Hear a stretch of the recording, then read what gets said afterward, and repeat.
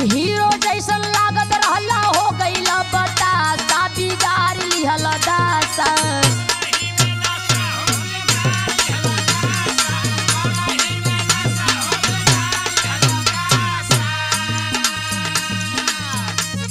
आशीर्वाद की मम्मी एगो मजबूरी बताई।